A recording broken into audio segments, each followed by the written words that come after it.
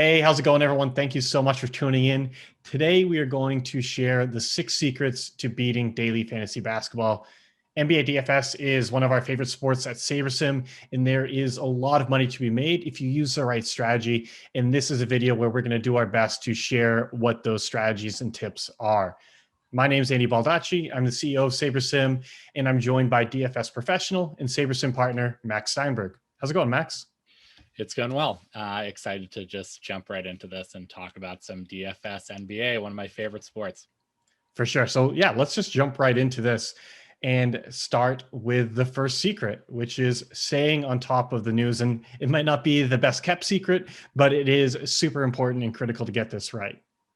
Yeah, so NBA, there's going to be a lot of news every day. There's always going to be some sort of injury, some sort of late news. And I think this is going to be no different in the times of COVID. It's probably going to be even more so, players just being ruled out in the last minutes or hours coming up to lock. So following the people and accounts on Twitter that are going to help you keep you up to date and up to the minute really is going to be really important. I put alerts on my phone for specific accounts that have updates like Fantasy Labs, and following beat writers or just following people who just have their eyes on things is going to be really, really important. So make sure that you do your research and find some of those people, or follow, SaberSim, or be on our Slack channel as well. That's going to help you get updates. And many of the sites, including DraftKings and FanDuel, have a late swap function. So if something comes up after lock, you want to make sure to look at projection updates as well as make your own judgments and to see if maybe your lineups are actually worth changing after lock, because sometimes a lot of good value can open up later. For sure. The second secret is examine injuries. What did you mean by this one, Max? Yeah, so I said this and I'll repeat this again. Every day in DFS NBA, there's going to be some sort of injury news that's going to have a huge impact on what players' minutes and their production, right? And this year with COVID, that's not going to be an exception. It's going to be even crazier. So the places you are going to add the most value in constructing your lineups and to our projection model is going to be evaluating situations where there are big injury impacts with the teams. So while we really recommend focusing on those areas where, okay, this player is out, let's look at the projections. Oh, I like this player because X, Y, or Z. That's going to be really important to actually adding value to the SaberSim process. That ties into this next secret, which is breaking down the components. Can you talk about that one, Max?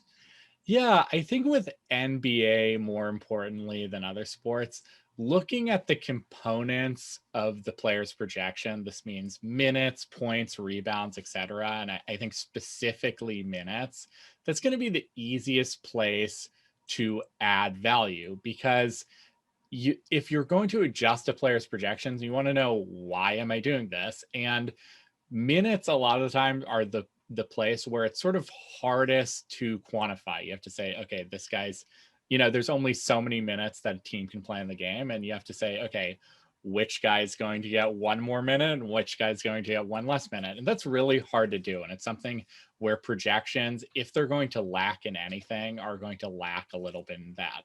So looking at the depth of the team, seeing, okay, how many active players are there? That's going to be really important. You'll see some nights where a team might not actually have 10 active players. They could have 9 or 8. These are the situations where there are lots of minutes available, and that's maybe a place where you're going to be able to project up some players' minutes because they can have those spike minute games, right? Another place is foul trouble. A lot of times due to injury, there's going to be players who are going to have high projected minutes that they're not used to having. And if these players are high fouls per 36-minute players, which is something you can see on a site like Basketball Reference, these are players that could have their minutes cut short from foul trouble. And those are players that you want to keep an eye on and make sure that we're not projecting their minutes too high, because they could get cut short really easily. And for that one, Max, actually, I just wanted to stop on that quickly, but sure. It's not even so much saying that the average is wrong for how many minutes they're going to get. It's that it's just going to be pretty high variance, and there's going to be a lot of outcomes where they get pulled early if they do get into foul trouble, and they might not. There's just going to be a lot of variance in the number of minutes that they're Right. playing. That's a really good point. It's more that, the probability that this player might have their minutes cut short becomes a lot higher, and that's going to be really key for GPPs, because if you have a player that's going to be really popular, but 30% of the time he gets into foul trouble, then that's going to really kill your lineups and be going to be an important factor in deciding, okay, maybe I should fade this player, right? And there was one other point on this that you had, which was around injury impact on a specific position. Yeah, I mean, this is a key factor that I've been looking at for years, and I think it's really valuable, is when there's injury impact specifically to the point guard position, because a lot of times with teams, if there's injuries, they'll sort of find ways to fill the position. A power forward gets injured, they'll play a small forward at power forward. A center gets injured, they'll play a power forward at center. When a point guard gets injured, a team likes to just use a point guard. They don't try to fill it in with random players. If they have a point guard, they want to use this point guard, and they're usually smaller players who can take a lot of minutes. And so if you see a team that only has one point guard or just little point guard depth, and I'm going to show you sort of how to look at this a little bit later, that player is going to have to play a lot. And that's someone you can identify where you're like, oh, maybe this player could have a really high spike minute game or really high minutes. And the next one is know when to fade and eat the chalk. And if you're new to DFS, you might not be familiar with those terms. So chalk, it just means these are the most popular players on the slate. They're going to have high ownership. Fading that means you're going to be contrarian and not play those high owned players. And then eating the chalk just means playing some of them as well. Yeah, and I think with NBA, there's sometimes where you just know a player is going to be chalky, right? There's going to be a slate where James Harden is projected for 55, 58 fantasy points, and there's no one even close to him. And in those cases, he's going to be over 50% owned. But in all likelihood, because NBA is such a predictable sport, he's going to get probably 50 fantasy points. It's very unlikely that he doesn't get that. And so getting tricky and trying to fade a player like him, if he's the highest projected player on the slate, is usually going to be wrong. And you'll see with the SaberSim builder, you're just going to get that player a lot. And I think that's correct. You don't want it. This is not like baseball where Mike Trout is going to go over 4. This is not like football where running back doesn't score a touchdown and he just kills your entire lineup, right? James Harden's going to shoot his threes. He's going to get assists. He's going to get his points, right? However, I think there are good places to fade. And I think they're usually going to the players who are projected on the low side, but because of the lack of value options, are going to be popular. You're going to have players who project at 24, 22 points or close to min salary that people are going to play a lot. And these are the guys that I think you want to consider fading, especially if you can find reasons that they might fail or their ownership might be out of control. Again, going back to the minutes thing with foul trouble, maybe they're just not a very high production player, and you think, oh, this person could just not get any fantasy points, even though his average fantasy points are pretty good. There's some low downside games there. So those are some things you want to consider for sure. And so for that one, just to be clear, you're kind of looking for situations where there may be some narrative that is driving what you think is going to be a high ownership for a player. But when you do some of the digging into the things that we've talked about already, you're not so sure that there's actually merit to the narrative that the public's really all jumping on. Is that fair? Yeah. Or there could be merit, I mean, like I said, it is pretty predictable. So it's not like you're not going to see us project someone at 24 fantasy points and they really should be at 16 or something. That's not going to happen. Right. But I think, in general, if someone's projected at 24, 16 isn't the range of outcomes. And if you choose a player that just doesn't get a lot of fantasy points, that can just kill your lineup, because there are going to be some value plays that get 25, 30 fantasy points on a given slate. So I think it's more just taking into consideration, okay, this person would actually kill my lineup if they don't get a lot of fantasy points, and are there avenues for that to happen? All right. And number 5 is optimizing for upside. And this is really about how to take all of this research that you've done and the things you've looked into and these other secrets to put it together and build proper lineups, build lineups that have a chance of winning. And Max, can you expand on that a bit? Yeah, so just like any daily fantasy sport, they all have the same fundamentals, and basketball is no exception, right? We want to have lineups that are correlated, that take into account ownership, and take into account this high range of outcomes that you want to win a Mhm. big tournament, right?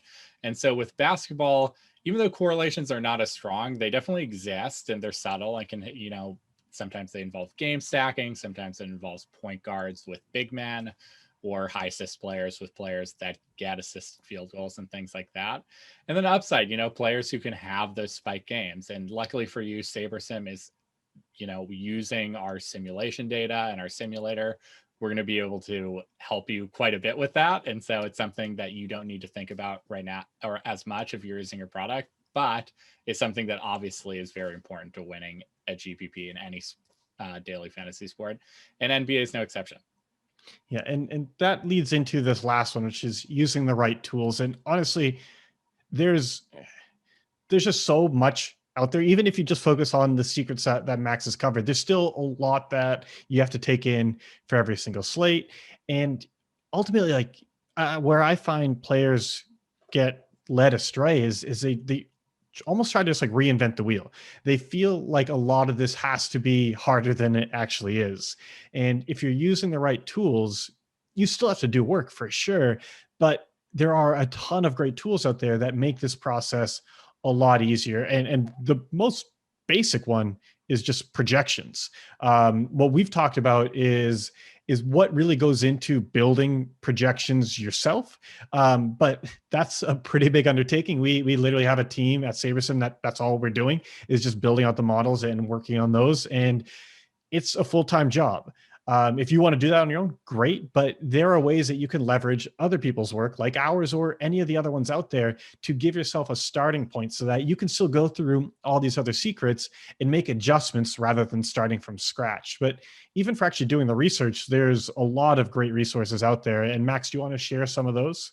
There are a lot of great free tools for NBA and a lot of great websites. And there's things that I use daily that I think really can help you adjust projections, see players that might be under the radar plays, and look at different factors that I think are really important, right? And so one of my favorite websites is this website called popcornmachine.net. And this actually shows you a really good visual of how teams are using their rotations, right? You can see Mm. when players have entered the game, when they've exited the game, who started, who played in crunch time, and things like that. And you can glean just a lot of good stuff just by looking at these visualizations. You can see, okay, who played backup point guard. You can see here with the Lakers, it's a little weird because they actually play LeBron at point guard. Um, but maybe in a team like this, you see Kendrick Nunn coming in for Tyler Hero, and then Tyler Hero coming back in for Nunn, and then Nunn coming back in for Hero. So you sort of are saying, okay, these Mm. are the two players who are playing point guard. Is there a reason that one of these players might play more minutes or less minutes the next game? You can see, okay, are there players that are just playing a lot that the coach just does not like to bring out? LeBron James is one of these players. I mean, it's not rocket science, but it's an important factor. And sometimes you can see things where you can say, oh, okay, this player got into a foul trouble at a specific time, or some other factor. You can say, oh, interesting. This player played a lot in the first half, then got into foul trouble, didn't play a lot in the second half. This player might be underrated for minutes because maybe we're just not taking into account how affected he was by foul trouble in the last game. So it's something to keep in mind. And I love these visuals looking at the last couple of games for teams to just see if there's anything I can find, right? Mhm. Another site, Add More Funds. This used to be called NBA Wowie. And it's really cool because it has sort of what are called on-off splits for players. So you can sort of say, okay, if Trae Young, let's say in Atlanta, is with John Collins, what are his stats? What is his usage rate? What is his total shot percentage? Things like that. But then you can say, okay, John Collins is actually out this game. So how does he do without John Collins? How does his usage rate change? How does his total shot percentage change? I usually like to look at usage rate because it sort of shows, okay, does this player take more shots if this player is out or in. And that can be a really important factor at looking at who might be affected by what injury impact, right? These are how we can evaluate injury impact on a game-to-game basis. So I think this is a really good website as well. Fantasy Labs, this is not up actually at the moment, I think, but they have a matchups dashboard. And I look at this every morning because it just shows me, okay, who are the projected starters given maybe the injuries or whatever. And this can be really important just to look at every day and see, okay, who's starting that I didn't expect to be starting, because then you can go say, oh, interesting, this player is injured, or there's a new starter. How might the lineup be affected? How did this play out last game? So you can sort of use all these tools together, right? Mm-hmm. As for advanced stats, NBA actually offers these advanced stats on this website called stats.nba.com. And they have a lot of stuff, actually. They have touch rate, they have points per touch, they have they have a lot of stuff. Secondary assists, they have so many stats, and I think you can use a lot of them. I think the touch stats are really good, secondary assists are really good, and you could spend hours on this website. I think it's really good. Unassisted field goals, it's just a great website to see a lot of advanced stats that might be able to add value to your process. And then lastly, I think Basketball Reference is a great site just because I like looking at the per 36 minute numbers, specifically as we were talking about fouls per 36, because this can help you identify high fouls per 36 players and find those players that might have lower downside than you might think. And all of these tools are free. They're great. I use them every day. I recommend you do too. And maybe we can put the links to these in the comment section so people can find them themselves, right? And then obviously SaberSim, right? This is our product that I use every day, obviously. And SaberSim is great because we're going to optimize for upside for you. So after you've done all this research, looking at all the stuff, you don't just spend more time cherry rigging settings and rules just to get the lineups that you want that are going to account for this research. That's a lot of time that you might not have and you might not want to spend, right? When there's 30 minutes to go in a slate and there's a really significant injury, you don't have time to make an entirely new set of rules and an entirely new set of settings. We're going to do all of that for you. So that means you're going to spend a lot of time, like I get to do, adding value to the process, doing fun stuff like researching, looking at advanced stats and adjusting these projections and ownership projections. And it's going to make the process a lot of fun, and you're actually going to be able to add value in the ways that you like. Yeah, and it's really where when it comes to the tools, there is a lot out there, and you're really just trying to find ways to leverage your time as best as possible and focus on those areas where you can add value. With SaberSim, you're getting a strong projection system where we're going to do our best to be on top of everything, but there are just always things that you through your own process can do to add value that Max and I have talked about today. But we also then take all of that and look at correlations, look at ownership, look at the range of outcomes and make it very easy for you to build those high upside lineups so that you don't have to spend hours and hours fighting with outdated tools or trying to do all this by hand. And one of the big things that's important to us at SaberSim is we know that not every tool is going to be perfect for everyone. We have spent a ton of time on building the best tools that we can, but we want you to try it out for yourself and see if this is right for you, see how it fits into your process. And that's why we offer a free 3-day trial so you can sign up, play around with it, see how this fits in your DFS process, see if it helps you get better results, and make up your own mind before shelling out a single cent. So to sign up, all you have to do is just head over to sabersim.com and you can get started in seconds, and you'll get access to all of the sports that any of the major sites offer, as well as our projections. And you also get access to our Slack channel where you can talk to our partners like Max and his brother Danny and all the other people in there and bounce off ideas from them, get even faster access to injuries and everything else, and really have that collaborative community so that you can add the most value to your own DFS process. If you have any questions at all, We are always happy to help, and you can contact us at support@sabersim.com. And Max, I know you're also very active in Slack, but also on Twitter. How can people reach you there? Yeah, you could find me on our Slack channel or at Max Steinberg on Twitter. I'm happy to answer any questions. Awesome. Well, thank you guys for tuning in. And as always, if you have any questions, just let us know. We're happy to help. Thanks again.